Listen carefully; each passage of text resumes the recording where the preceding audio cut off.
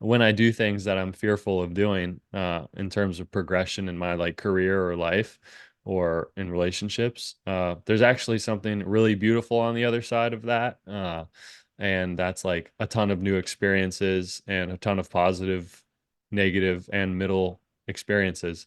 And like sitting in the paralyzed state of just like, I don't want to do it, I can't do it. There's no growth. You don't really even move at all. I wouldn't even say you go No. backwards really, but you just don't move at all.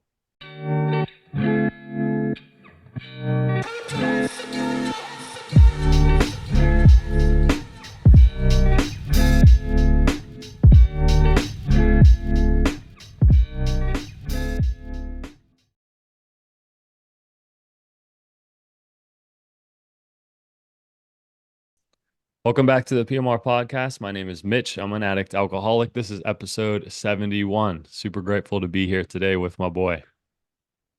Glad to be back. Andrew, alcoholic addict. Just it's been a little while, man, since I've seen your smiling face, which made me sad for the last couple weeks. But we had a really cool episode with Johnny. Definitely go check that out.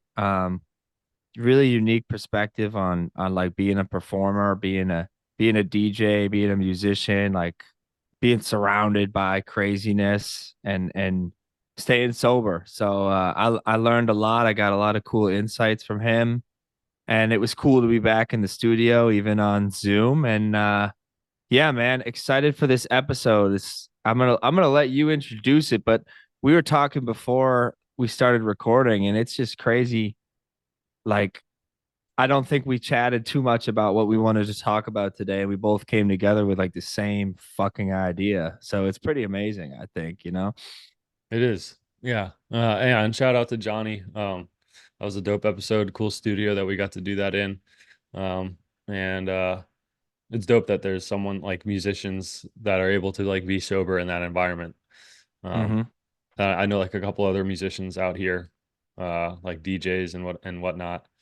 And I know that that is probably pretty hard. So that was dope. But for today, yeah, we kind of our brains synced up. We're gonna try to Mm, talk about to the best of our ability uh about fear and the role that plays on a day to day and in general, I guess.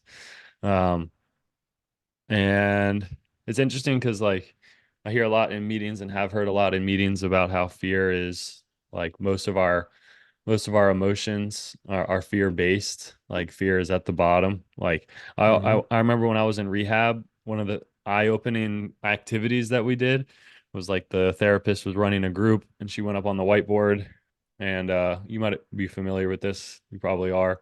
She like drew an iceberg and like put like the top of the ice and the, whatever, and then like on the top was like anger and like sadness and like a couple emotions like that, and then like that or like depressed or whatever, and like that's the emotions that you see, and then Right. underneath she had like all the driving emotions, and one of them was like fear. And that's not like an emotion that we can like easily identify, like if I get cut off on the highway or whatever, and like I get angry and like chase them down or whatever, that's like a fear-based reaction. They Mm-hmm. scared me by cutting me off, so I'm responding with anger. So like that iceberg thing was very eye-opening to me at that time, and I've always kind of like tried to recall and point to that. But yeah, I've been in fear uh recently for a while, I think, on some Me things. too. Yeah. So Me let's too, man. so I think we're gonna get into that a little bit today, huh? Yeah, dude, it's uh man, I'm surprised, and maybe we have over the course of 71 weeks of recording, may more weeks actually, but over this last like year plus, it's been definitely something that's returned as a theme for us. And it's it's a really hard thing to express fear. You know what I mean? It comes out differently for me. It's hard for me to tell someone uh that I'm scared or that I'm fearful of something. It's much easier for me to tell someone or to convey like anger or sadness or for it to come out in like those surface emotions. Like we did a similar exercise definitely in rehab, but I don't know. I'm kind of thinking right now about like what it was like when I was young, and then like how it transitioned when I started using. Like I was a fearful kid. Um, you know what I mean? Like I was so scared of what people thought about me, and I was fearful of like the unknown, fearful of not having control over things. Like control was a big source of fear, and I manifest differently for different people, but I was definitely like searching for ways to control things. And, I did that. Some of my OCD kind of symptoms would pop up, and there'd be uh, repetition and reassurance seeking, like with hand washing and locking doors and stuff like that. But there was also just like a pervasive fear for me of losing control of things, and not only that, like of being perceived like not well by others. You know what I mean? And I think that fear of failure and that fear of just life in general, like everything I did was really out of fear. Like I don't know what it was like for you, but for me, I did well in school, not because like I really thoroughly enjoyed it, but because I was scared of doing badly. Like I was fearful of what happens if I do badly. Same thing would happen in sports. Like I saw people I loved around me. Like my dad was a college athlete, my brother was a pretty good athlete, and so I was like, I don't. I'm fearful of what I'll think of myself and what others will think of me if I don't live up to these expectations that others have set for me. Do you know what I mean? Yeah. Like, and I used to live so out of fear. I think that's a big reason why I started using. Hmm. I think that's interesting that you said that. I just wrote down like opposite fear because I kind of I had the same. I was also scared, but I did like kind of the opposite in terms of I was scared to like really apply myself to things like sport or school um, because why was that? A lot of people do it because they if they don't succeed, Yeah, they want to be able to say I didn't try. yeah. I think that's You what it know what I was. mean? Yeah, I think that was what it was. I think like when I was super young, I was like all in and like went hard on stuff, and then like especially swimming. I was like a pretty highly successful swimmer, young, um, and was like on a pretty gnarly. It was like Michael Phelps's club team in Baltimore. Uh, and I like got put into a group with some other guys, and like Bob Bowman, for all those swimming people out there, was like one of my coaches, who's Michael's coach, and was like, "You guys are the future of swimming." And there was like a lot of pressure on that team.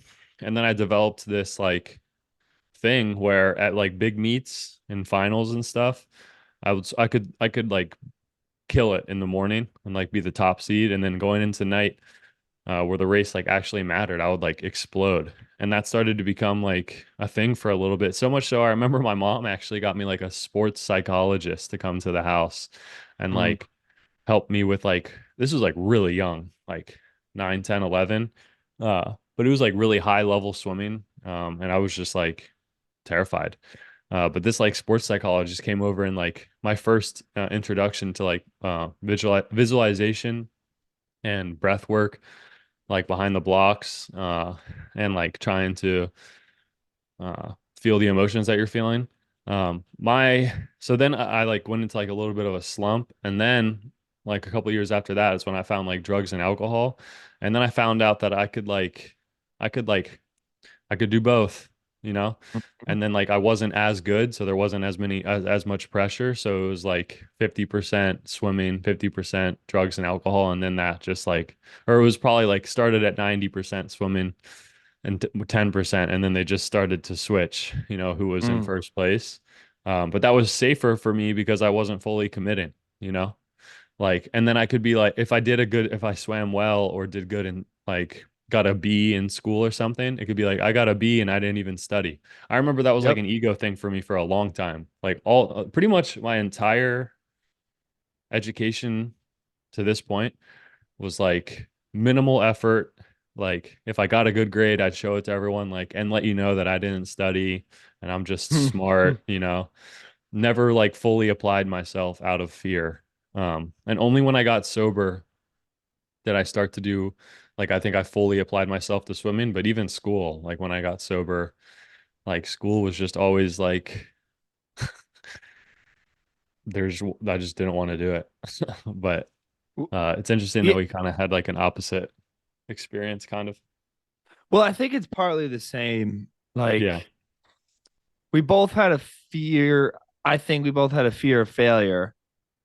And for me, I mean, you saying that, I kind of think the same thing was true for me, but I would outwardly like put out, not in sports so much, but definitely in school and in relationships or whatever. Like I would put out publicly, and my external kind of face was that, oh, I didn't study, like I didn't work. Like I would put out this persona that I wasn't working very hard and it was all nonchalant. But then behind closed doors, I was working my ass off. Like, you know what I mean? Trying to just perfect and drill into my head, like, and so I could get perfect scores and get good grades.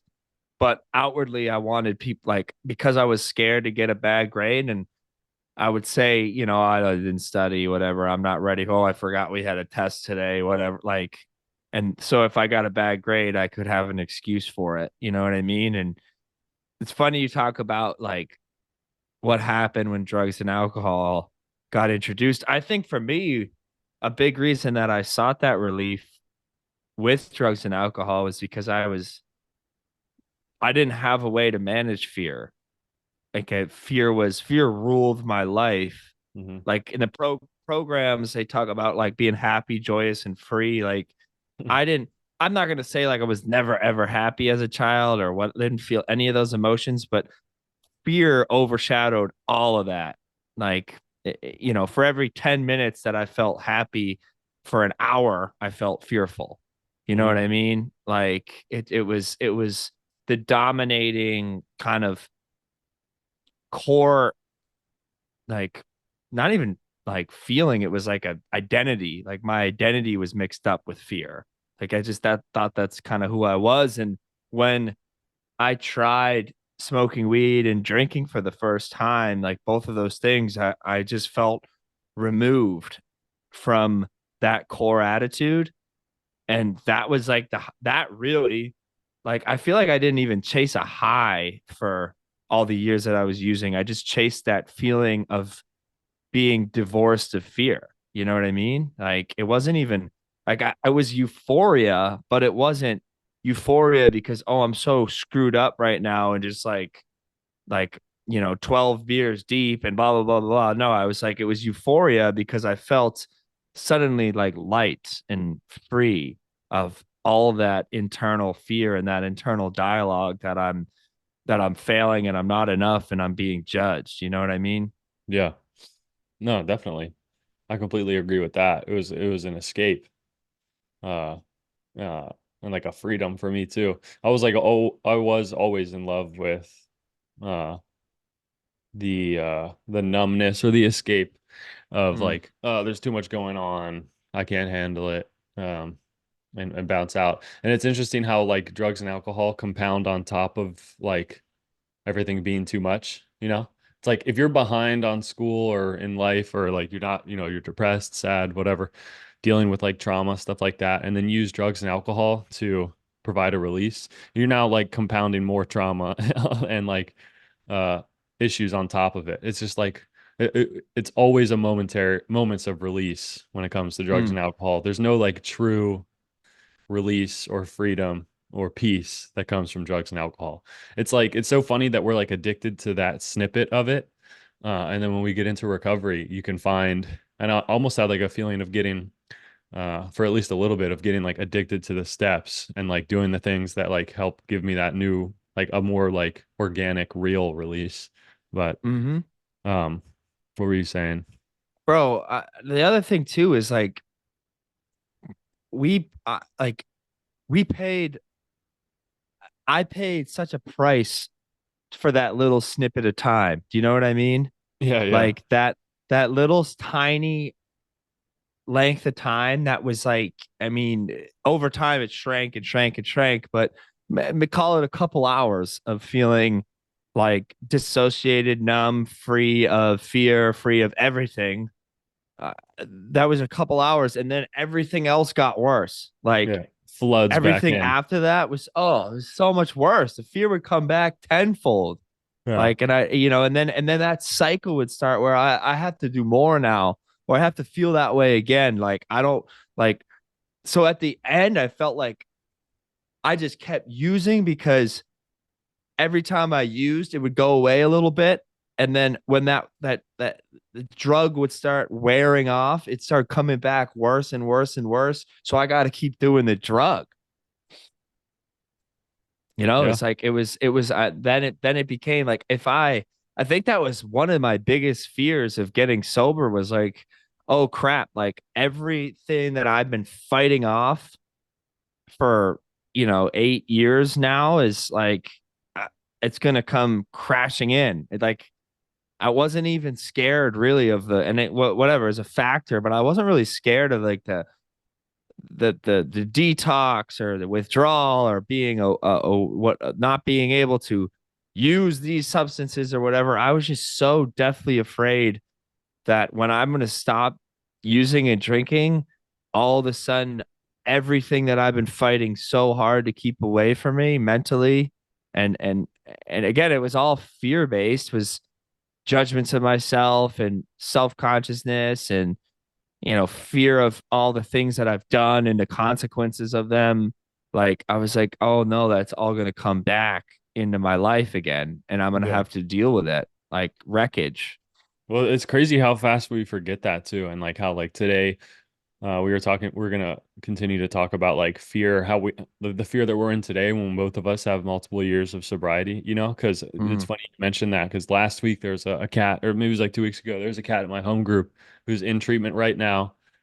He just got like 60 days and really dope dude. And he was like, he's starting to get out of that like fogginess of like his brain's starting to sober up a little bit at like 60 days. And he was like, I'm terrified. I have like most of my friends and family won't talk to me. Like I have a lot of like court, police arrest shit that's pending. Like I'm behind on rent. I'm behind on like all this shit. And like, that's like all that stuff like comes like way more clear and becomes way more real. And when you're early sober too, it's like you've been running from that and now there's nothing to take it away. It's just like here it fucking comes. And I yep. remember that too when I got sober. I had been like, kicked off the team and I had to do like a bunch of stuff. I had like it seemed like an endless task list of things to do to try to get back to school and stuff. And it that just reminded me of like that feeling I had where I was like, this is too much. Like I was Mm, like yearning for the escape again, even in like early recovery. Like yeah. there's a lot of stuff that we were avoiding. Dude, there are times now, like, that I think the times that because like yeah 2.5 2 and whatever years that I've been doing this thing I have cravings still like they don't just magically disappear. I don't my the obsession is gone. That's great and I'm grateful for that, but I have occasional cravings to escape. um and it's not like I'm not really thinking about a specific substance when those things come on, but I'm thinking about it's always usually for me it's always when things are piling up like and it doesn't have to be bad things, it just is stuff.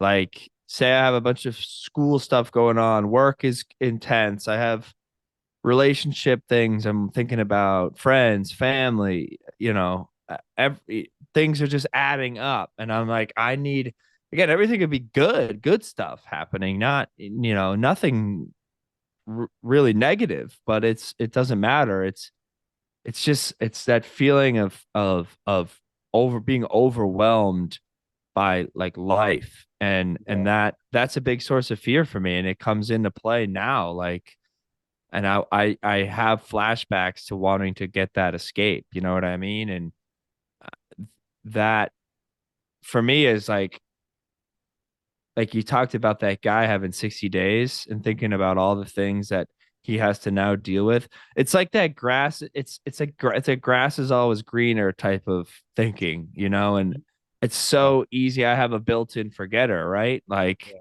it's so easy for me to forget that every time I sought relief from the fear, it just compounded on the other side. And by the end of it, I had the things I had to deal with were so much worse than if I had just walked through the fear right on that, like right when it popped up.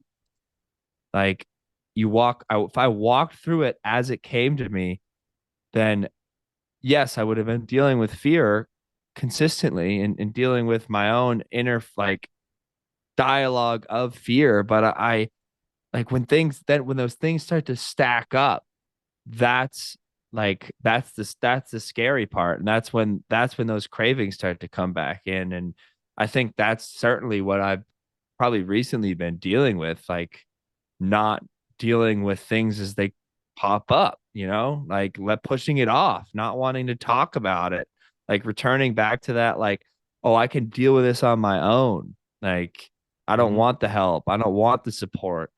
Like, it'd be harder to tell someone and deal with this with somebody else. Like that's when those things start to stack up, and now all of a sudden I feel like I'm dealing with a mountain worth of just life stuff, and that's Yeah. a big source of fear, dude. Yeah. And it's much easier said than done in terms of like walking through it, Um, and it's interesting, like, I was talking with a buddy early in the program, and he was like, and I held this same kind of like perspective for a little bit. It was like, the people with longer time in the room, like, probably are chilling every day, like nothing bothers them. They're like, don't want to drink. They don't have any like emotional sobriety issues or anything or problems or anything like that. And it's just like not true. And I remember having that too. Like, I bet like once I get to 5 years, I'll have mastered this whole Mm. 12-step program, and I'll be like a king of this program, you know? And it's like, that's why I like keep trying to remind myself that it's okay, where we're at, and that we're like trying to continuously learn. And it's not a straight line up at all. It's No. like a lot of falling down and getting back up. And uh, that's like what one of those OGs said. He was like, picked up a cake for like 40 years or 39 years or something. And he was like, I need the program today more than I've ever needed it. Uh, Mm. and I really saved that one in my head. But it's been dope. I've been like, I think I'm starting to learn to like, at least recently in the last like couple weeks and days to call some of like the older guys who have been in like similar situations that I've been in and try to hear their experience, because I think what did one of the guys say? He was like, dude, like nobody really knows what they're doing, you know? No. Like and like the best way that we can all figure it out is like talking to a bunch of people, explaining where you're at, and hearing their experience, and trying to go through it that way. And yeah, I think for me, what I've been unfolding is like a deep like a self-hate thing for me, that that is a fear of like all, even tied back to swimming and school and stuff like that, to like uh giving into like love or giving into full commitment, whether that's like full commitment to work, full commitment to relationships, full commitment to anything. Because like I don't know what that feels like, Mhm. like I don't know what full commitment 100% like looks like. And I don't want to get caught out, if that makes Uh, sense. Like I don't uh, want to get caught out looking like get fooled or tricked, or because I think I had like um experiences as a little kid when we're like pure of like fully committing to things and like getting burned. You feel me? oh yeah. So Oh yeah. I think that's where that like whether I actually got burned or not, I don't know, but that's how I remembered it, you know what I mean? So it's like uh that's how I perceived it. And that's carried over till I'm 27 years old, 7 years sober, and I'm like a little kid that's scared of full committing Hmm. to anything. You know what I mean? But that was like that's been there's literally in the last like 48, 28 out 24 hours where I've been like, damn, that's what it is. Hmm. Yeah, dude, I'm scared like Yeah. of putting myself out on a limb, Yeah. like risking being let down. Like I want to protect myself from that. And beyond just like the drinking and using, this is like a huge, for me, it truly is a huge missing component of emotional sobriety. Like that, I think as we speak, I'm like we're literally learning about it and working through it. Like, and again, I kind of got sober with the same thought that you just kind of touched on. Like, okay, this is a linear process. Like, as as I gain experience in sobriety, do the steps, go to meetings, work the program, I will become a spiritual Zen master. And Yoda. by year 5, I'll be Yoda. I'll be freaking Thich Nhat Hanh. I'll be a Buddhist monk. Like I'm all set. And I'll be done, and that'll be good, and nothing will ever bother me again. And I can just drink water and like eat, like I don't know what monks eat, and just do Pita nothing bread. except meditate all day and just be like completely satisfied with life, and nothing will ever bother me and everything will be perfect. And that has not been the case, and that's okay, but I have to adjust my expectations. And I think it's like we talked about, I think maybe last episode or recently we talked about like peeling the layers of the onion back or whatever, right? Or like the layers of ourselves. And I think that's the process that's happening in sobriety, is that every day sober, every day I'm like living in this program, I peel a little bit further, like a little bit deeper into maybe actually who I am and what makes me tick. And that's a really scary process. There's a lot of fear there. I think ironically, like I am fearful of discovering just how fearful I am. Like I I'm scared. Dude, I'm scared to like like look that. at, at my history in terms of making decisions out of fear. Like you said that about being a little kid and putting yourself out there and like getting burned. Like I could recall specific instances of like going out, like trying to go out on a date or something, and like when I was little, like in middle school, like a middle school date, like going to the movie theater or something, and like getting stood up or something, or like something like that, like where me and this girl in my head are already married, like we're married, like you Mhm. know what I mean, like, Yeah. and my perception of it was twisted, like to think that yeah, she like was gonna meet me at the movie theater or whatever. But like in reality, she probably never even said yes. Like, so my perception of that, like being that little kid and getting let down, is number one, probably twisted. Like, I maybe had that narrative built up that, oh, I put myself out there X amount of times and look where it got me, just humiliation and sadness and being let down. So I'm never going to do that again. But that's like, it's just stories and experiences in my head are warped and twisted up, and even now in sobriety, that same thing happens. Like, and that I think it's like, it's a deep rooted for me, a fear that maybe I'm wrong, or a fear that, that maybe people do care about me and I just am misinterpreting it, or a fear that maybe I actually do deserve to be in a healthy relationship with somebody, or like, and I'll twist things up because I want like a justification that I don't deserve it, or that, or that like things are like the forces are opposing me, like, or it's too good to be true because it is too good to be true because X, Y, and Z is happening and I'm a victim in this way. Like, my brain is a really, really powerful machine of deception, of self-deception, Yeah. you know? It is. And It's it's so awful. interesting. It's so interesting, like what our perspective chooses to focus on too. It's like Mm-hmm. if you lined up your experiences in the last like almost 3 years of sobriety for you, like you have been loved, you know, you have been like you've done like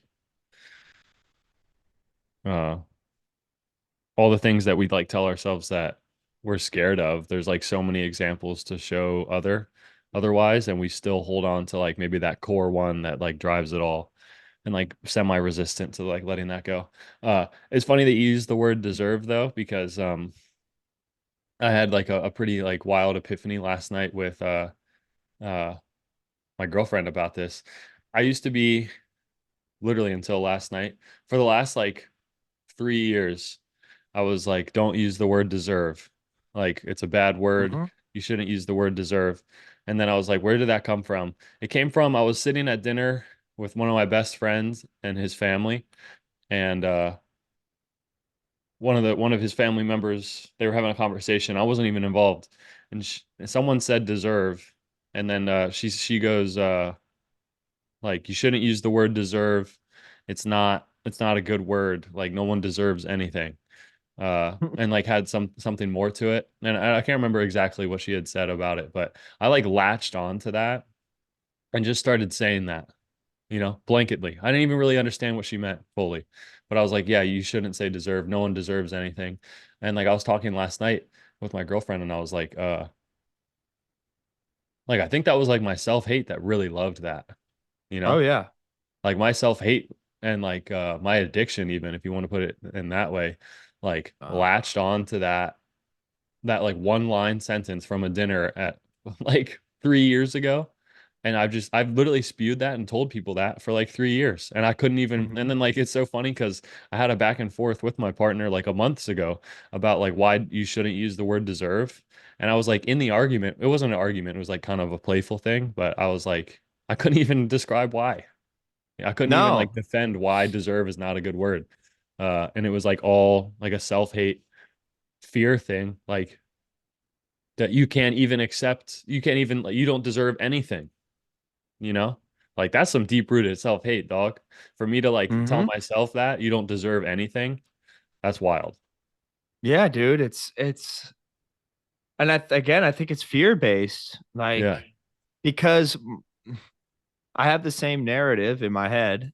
Um, you don't deserve peace. You don't deserve happiness. You don't deserve love. You don't deserve companionship. You don't deserve success. You don't deserve this education. You don't deserve a nice dinner. You don't deserve a day off. You don't deserve this amount of money and a job and a paycheck. You don't deserve you down the line Right. because of attachment. For me, I think it's attachment with like, it's really easy to remember all the crappy, the shitty things that I've done, or the bad behaviors I've put forth, and that people I've hurt, or whatever. Like, those things stick out. And it's kind of ironic because in the program they talk about how like we can forget those things really easily. I think when we're drinking and using, we can forget those things easily, besides when we're in that mindset. But I think when we're in that, like, we're in the steps mindset, those things come to the forefront. Like, and it's hard to let those things go. It's just, why the writing and step five, like step five, and in the program that you and I are in, like, that stuff's important. The men's process, all of it, like, very important for me because I can let go. But no matter like even with that, for me, I think my my such deep seated like belief is because of X, Y, and Z behaviors from the past, I don't deserve X, Y, and Z in the present or the future. Like because of those things and that I've done in the past. And some of it might not even be outwardly. Like I just have such a like I don't know if you ever thought this while you were drinking and using, but like when I was in that mindset, I was drinking and using like kind of at myself. Hmm. Like, oh, I Yeah. hope this shit like this is morbid and it's sad, it's scary, but I hope this shit kills me. I Hmm. was like, yeah, like I don't deserve anything. Like I don't deserve better. Like this is what exactly what I deserve. Like I hope this Coke is dirty because that's what I deserve. Mm. Like whatever. Like that was it. That was the internal narrative. Like, and Which is that's self-obsession. oh yeah, that's indulgent. Yeah. Like it's easy for me to sit here and get into like the self-pity mode about it. Like, wow, Yeah. poor me. That was so sad. Like, but that was like really sick self-indulgence. Mm. Because it was just an excuse to use how I wanted to use and to How continue all wild is those that, same bro? behaviors. So Yeah, wild. dude. People think like, oh wow, like that's so sad. And I'm glad that you're not thinking like that anymore. And oh, like, that was a really tough and scary place to be. And X, Y, yeah, like it was a tough and scary place to be, but like I put myself there on Yeah. purpose. Yeah. Like I did that to myself because I was scared Yeah. about what would happen if I thought about something better. If I Yeah. said maybe I don't deserve this, That's like some maybe real I shit. deserve something better for myself. You Yeah. know what I mean? Like it's so easy to think we deserve the worst because then it gives us an excuse to hop right back into that shit. Yeah. It's That's really some, scary to think we deserve something better. yeah. Yeah, that's some real shit, bro. Especially, I love how you're describing like the using and like going into that and like the self-pity and like all that stuff. That is like the thing that just buzzed in my head is like that's ego self-obsession like on some like real sneaky shit, which is really Mm-hmm. wild if you like think about like an addict like inactive addiction. Uh it's just like the self-will run riot amongst other I mean like a million other things, and it's not like to demonize that, and it is like a really painful terrible experience to be in that, Oh definitely, yeah. but looking back it is kind of wild how like loopy that is. The Self-obsession. yeah, self-obsession, dude. This shit is nuts. I uh did want to talk about, if you don't mind, yeah. like deserving things. Yeah. It's an interesting, it's an interesting topic. I think it's parallel with fear. I think it's interesting too that we talk about like self-indulgence because I think fear is self-indulgence, maybe. Like where I think because fear is a big decision maker for me. Like fear determines a lot of the decisions that I have made and that I do currently make, Hmm. even now. And that I think it's in I use it not that I'm not feeling it, but because I choose not to walk through it and to do things to dissipate it and to alter it, like to change it with work, like because I choose not to do those things, then I'm choosing to let fear rule my life. Like I'm choosing to let fear rule my decision making. And a lot of the things that fear kind of allows me to do is stay stuck. You know what I mean? Like it makes it it forces me and allows me to be stuck in whatever vein I'm thinking in, and change is uncomfortable. Hmm. Like doing something that we like out of our habit is wicked uncomfortable. So if I'm used to thinking a certain way about myself and like I've gotten used to living that way and it would be really uncomfortable to change that like self perspective, then I use fear as a tool to make sure I'm not going to like investigate that because I'm fearful about what the other side of that would look like. What would my life look like if I changed what I thought about the word deserve? If I Mm-hmm. started thinking like, oh, actually there are things that every human being deserves. Like Yep. if you think about it, like Love. they're like love, like, compassion from fellow beings, like I don't know I don't have a comprehensive list, but I think very simply love is one of those things. Yeah, right. Like love from themselves and love from others, if that's the type of position and relation that we have. Like it's not. And what would my life look like if I had like the self-respect to think that deserving something is okay?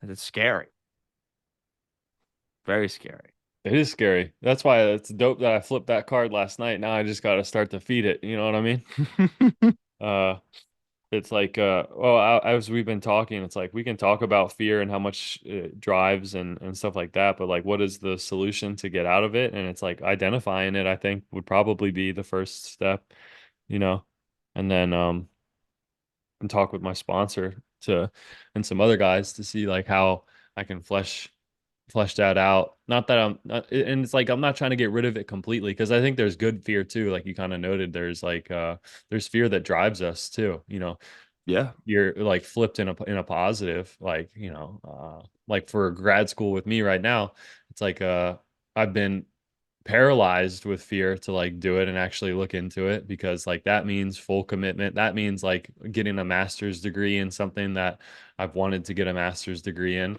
That means that like I could be considered like, an expert or like someone with, a certain degree of knowledge on a topic, and then it's like real, like Mm, uh yeah. and it's much safer for me to like sit here and have an opinion on all this stuff than to actually do it. So, but Than to in terms actually of do like, the work. yeah, exactly. But my experience recently has showed me when I do things that I'm fearful of doing in terms of progression in my like career or life or in relationships, there's actually something really beautiful on the other side of that. And that's like a ton of new experiences and a ton of positive, negative, and middle experiences.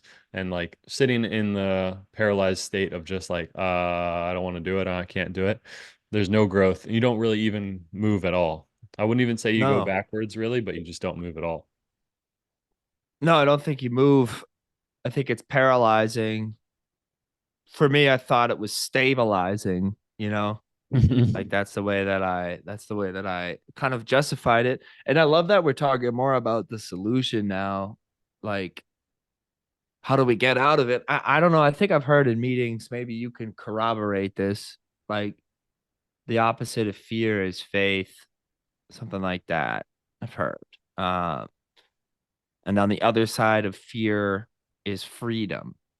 Hmm. And both of those things I identify with for sure. And not to like bring God into this whole conversation, but Come on in, baby.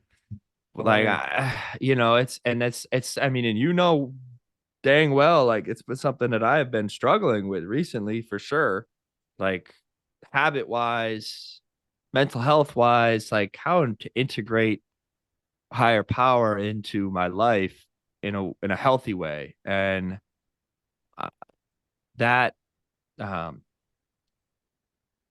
I think a lot of people, and myself included, like I pray out of fear versus praying out of faith and trust in a higher power. And I think I see parallels, like in terms of trusting my higher power and also trusting myself. You know what I mean? Like not to equate myself with God, but to say that like fear is so pervasive in my life that I can get to a place where I don't think if I don't pray the right way, then something bad's going to happen. And that's that same type of paralysis I think that we've been talking about, like in terms of if like if I do something different or do something like quote unquote new or that is not part of the routine, or is like, if I get out of this cycle, then I don't know what's going to happen. Like what would be on the other side of that? Like if I start thinking something different, or if I decide to, maybe think about a new way of thinking, a new philosophy, a new moral outlook, like what would that look like? What's going to be on the other side of that? Is that dangerous? Is that, and that's like, it's again, that's why I say fear is so like paralyzing, but I'll think that it's stabilizing because it keeps me in that same routine. And I don't know. I was also thinking like fear is so elemental to any living creature, but like to humans particularly, like historically, evolutionarily, we're we're hardwired to use fear to like keep us alive. Yeah, Like, right? Like we definitely. run, we have fight or flight responses. We run from predators. We have to find food and shelter for fear of starving or freezing to death. Like we have that hardwired into us. But I think like because of the lack of, actual physical, danger that we're in anymore, like it's just my alarm bells go off fear wise all the time, and it's never for something like physically dangerous. It's always just because for something that's in my head, like, and I just think that's so interesting that all that hardwiring we have, like it's like looking around with nowhere to go. Like, where Yeah. do we apply this fear that we had? Like that saved us and allowed our species to like survive. Well, we have to apply it somewhere. Where are we going to put it? And I definitely apply it now. I love what you said about like how are we going to get out of this way of thinking. I mean, I think it's something that I've been working on too with my own therapy. And I recently Yeah. got an OCD therapist, and we're doing something like called exposure therapy, where it's not like I'm not allowed to wash my hands before I eat, but it's like um I have to do I have to I have to do the hard thing, which for me right now, like full disclosure, is like it's hard for me not to triple check the stove before I go to bed. Like that's where I'm at. And um the exposure therapy is okay, you're gonna check it once, and you're gonna maybe talk to yourself as you do it, like I just checked this burner and this burn, whatever. And then you're gonna walk away, and it's gonna be really hard, and you're going to be pulled back there by a bunch of forces that just trying to get you back to get reassurance. And you're going to write about it instead of going back. You're going to go to a piece of paper and you're going to write about how hard it is. And you're going to write about how you're feeling and how, scared you're feeling. And some of my journal entries during this like exercise have been like, I'm scared that the house is going to burn down, or I'm scared, like I feel alone and isolated, and I feel like, and I think obviously at the core of this reassurance kind of problem that I'm having is fear, but I think it's like it's a larger example of how we walk through fear. Like we got to get uncomfortable. Like it's like anything, it's like any new habit. It's like breaking any bad habit. Like the first few days are first few days, first few months, first few whatever are really hard.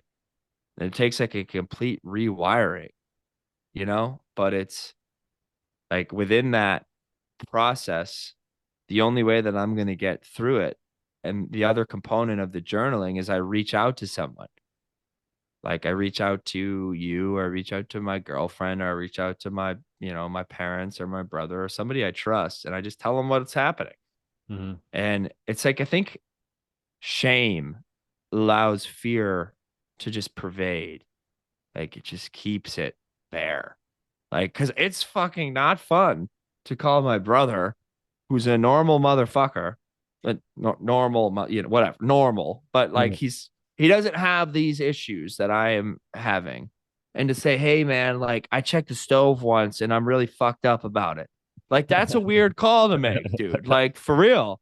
Like it's and he's like, and at first, and and it's shame. I'm like, damn, bro. Like he's got his, full on life job, everything going on. I'm just like bothering him at 10 p.m. to tell him about the fucking stove.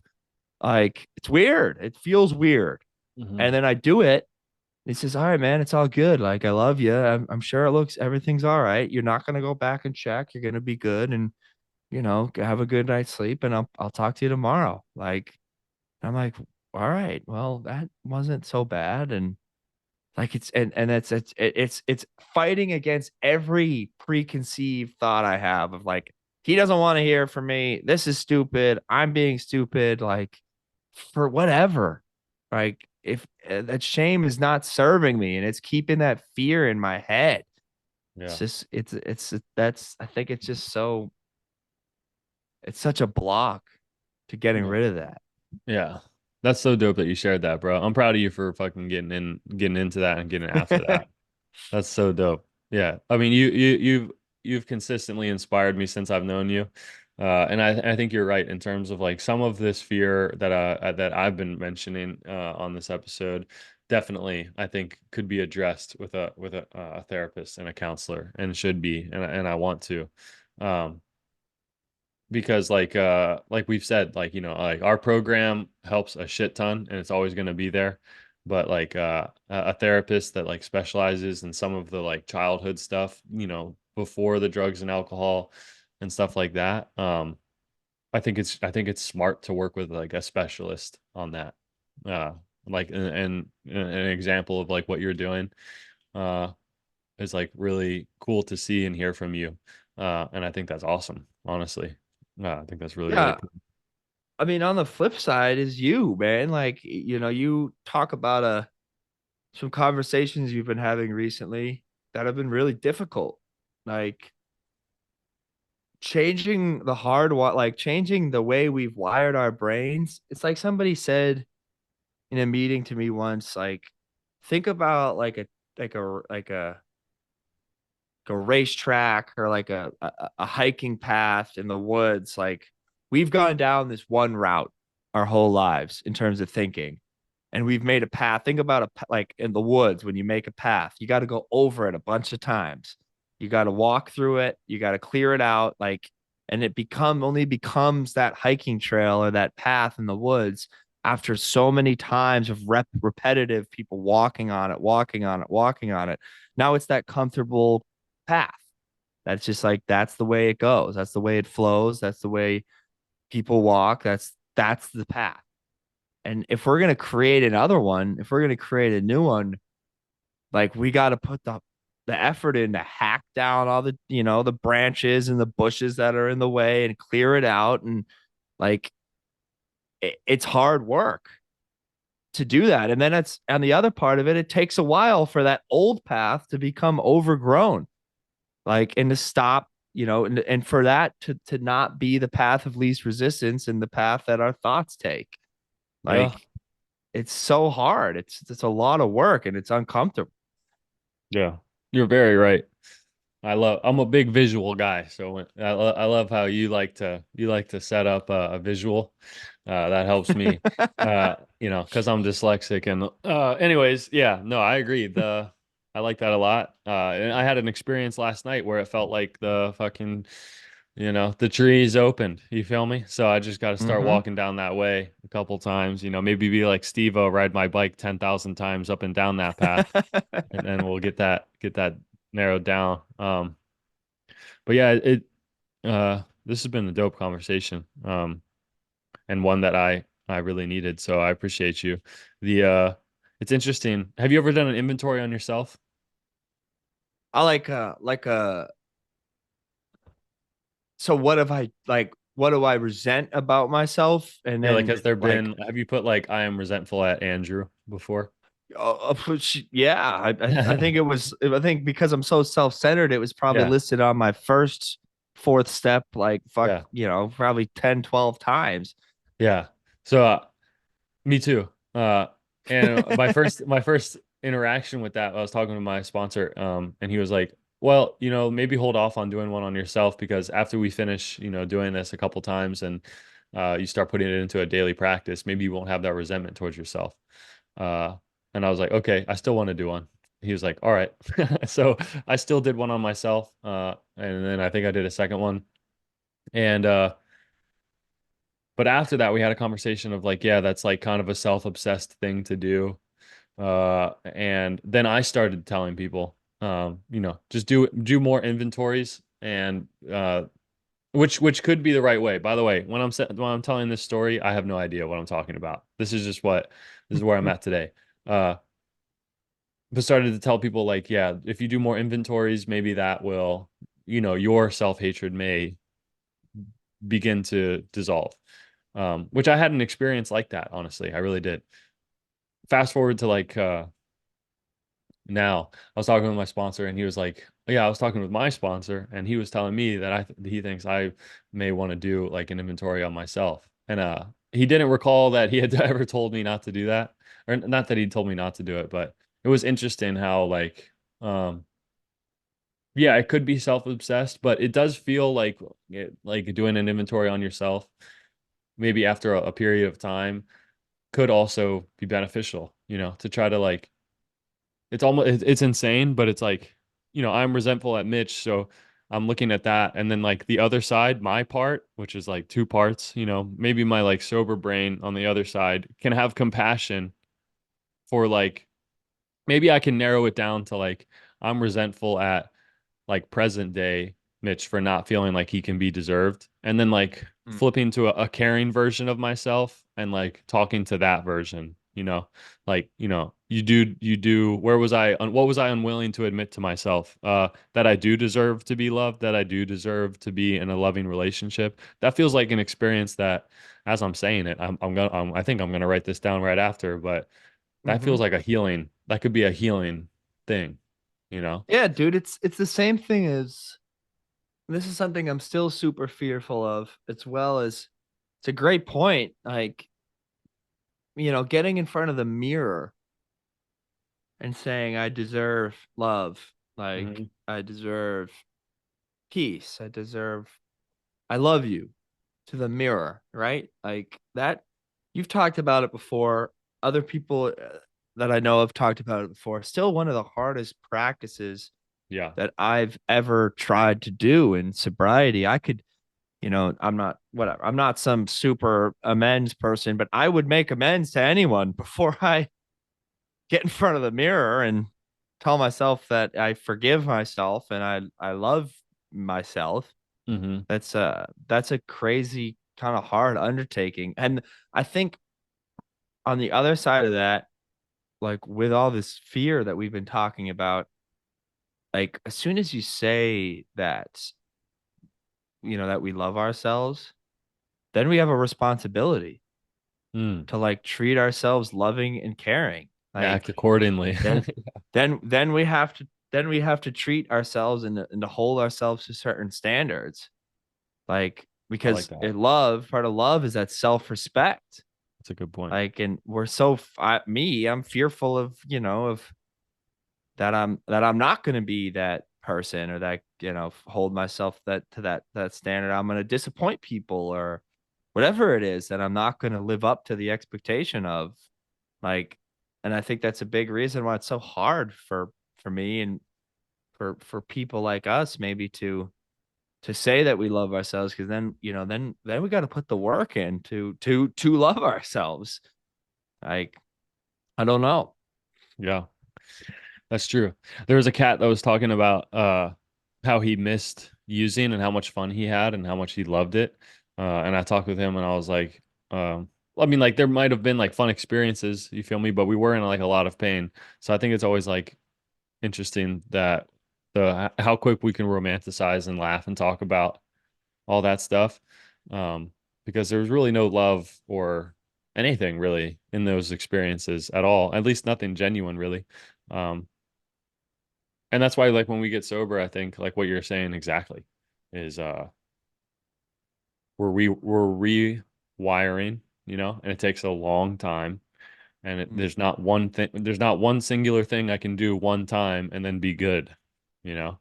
It is like, and that's like, I guess it wouldn't be any fun if that was true, you know. Got to keep it spicy. So, So then everybody would do it, man. yeah, that's right. That's Nobody would right. have a drug problem Yeah, yeah. because they'd be like, "Oh, I did the one thing and I'm good." Yeah. Like that's why this is hard work, you know? And not Rewarding. loving ourselves. Yeah, it's rewarding and then loving ourselves like truly loving ourselves closes the door on drinking and using. You know what I Hmm. mean? Like if we have that a little bit of that self-hate left, then we got that door cracked open a little bit. It's true. You know, it makes it a little bit easier to go back into that behavior. So, Very true. yeah, man, it's it's really complicated. It doesn't just get better overnight. It doesn't get better over the course of years. It goes up and down and fucking all around and it's some days are better than others, but it's like I think the more that I'm in this program, the more that I talk with people like you, I like it's that knowledge base grows and I'm able to try new things, like, and my experiences grow. Like, and that's really the valuable thing is when I'm back in that mindset, I've now learned things and practiced things that can get me out quicker, you know. And that's really the progress. Yeah. Not that everything's good, but that I can get myself back to equilibrium when things are going south, you Hmm. know. Yeah. Yeah. I completely This has agree. been dope. Yeah. Very dope. Feel good. From out of nowhere too, bro. We had That's no right. idea what we were gonna do today. That's why We I never, love this dude, we shit, never man. know, dude. It's out of our control. That's the best part. We fire more accurately when we fire from the hip. Yeah. Imagine if like one of us was like, I think we need to like script out every episode and like stay on like a time schedule and like we need to Uh, hit this point, this point, this point. That would well, then suck. this podcast wouldn't have lasted 70 70, episodes, that's man. right. Yeah. That's This true. we would have been gone at like episode 10. I can't believe you just went a whole hour talking with me, not mentioning this creepy fucking sun, like Oh that's yeah. in I the was gonna at the TV end, I was gonna bring us reflection. home with that. I was gonna shout out that terrifying sun. For those looking, it's right there in the bottom. It looks it looks like the sun from Teletubbies, but like 10 Yeah, times that's more true. evil. Yeah, it does. Yeah. From a nightmare, bro. God damn. uh, Where, I don't know. I don't want to know where that came from. All right. nah, me neither. Well, the Ravens lost and has Yeah. also added to this week being hard. So let's not forget that. Uh, Yeah, Lamar, we still love you. But I can't watch the Super Bowl this year. I can't watch Kelsey. I can't watch Taylor Swift. I can't watch Patrick man. Mahomes. I'm in fear. So I mean, I can I'll hold on root to that fear. for the Niners, Yeah, I right? can root for Like the Niners. Yeah. I can get behind that. Yeah. I'm Niner Can gang root for for this game. Debo That's for right. sure. Debo's easy to Technically, root for. technically, I live in California, so I can be a Niners fan. For now, that's okay. Yeah. Lamar will Uh, be back. You know what I mean? El Freaky Deaky. That's right. I'm Listen, we gonna don't have worship, to. gonna pray to this candle all summer. Oh boy. Do a seance. All right. Well, I appreciate you, bro. This has been dope. Really, really dope episode. Glad to be back. Um, it's comforting and always just like a great experience to be able to sit and talk with you, regardless whether it's on an episode or not. So thank you for that. And thank you for everyone that's listening. And this has been episode 71. We shall keep coming back. Yeah, I love you, man. This is awesome. Good to be back. Thanks for pulling me away from my studies for a little while. That's right. I appreciate it. I'm a king procrastinator, but I love you, man. Love you too. Peace.